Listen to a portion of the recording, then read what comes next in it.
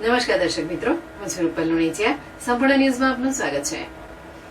ડીસા શહેરમાં છેલ્લા કેટલાક સમયથી રખડતા પશુઓને લઈને શહેરીજનો ત્રાહિમામ પોકારી ઉઠ્યા છે. રખડતા પશુઓના કારણે અનેકવાર નાના મોટા અકસ્માતો સર્જાતા અનેક નિર્દોષ લોકોએ પોતાનો જીવ ગુમાવ્યા છે, જ્યારે અનેક લોકોને ગંભીર ઇજાઓ થઈ છે. ડીસા નગરપાલિકા દ્વારા થોડા સમય પહેલા રખડતા પશુઓને પકડવાની કામગીરી હાથ ધરવામાં આવી હતી, જે બાદ પાંજરાપોળ ગૌશાળા સંચાલકો દ્વારા પશુઓને સ્વીકારવાનો ઇનકાર કરાતા પાલિકા દ્વારા રખડતા પશુઓને પકડવાની કામગીરી બંધ કરાઈ હતી. જ્યારે ડીસા શહેરમાંથી લીલા ઘાસચારાનું વેચાણ થતું હોય, પશુ માલિકો પશુઓને જાહેર માર્ગ પર છોડી રહ્યા છે અને શહેરીજનોના જીવ જોખમમાં મૂકી રહ્યા છે.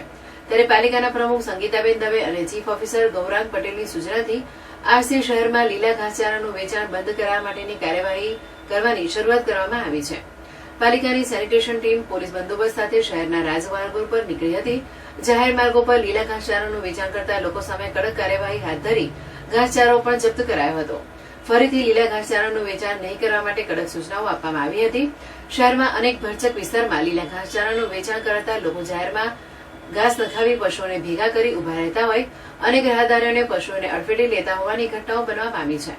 આ અંગે ડીસાના એસડીએમ દ્વારા જાહેરમાં ઘાસ વેચવા પર પ્રતિબંધ ફરમાવતું જાહેરનામું પણ બહાર પાડવામાં આવ્યું હતું, જેનો અમલ નગરપાલિકાએ કરવાનો હતો, પરંતુ પોલીસ તંત્ર સાથે યોગ્ય સંકલન ન હોવાથી આ જાહેરનામાનો અસરકારક અમલ થઈ શક્યો ન હતો.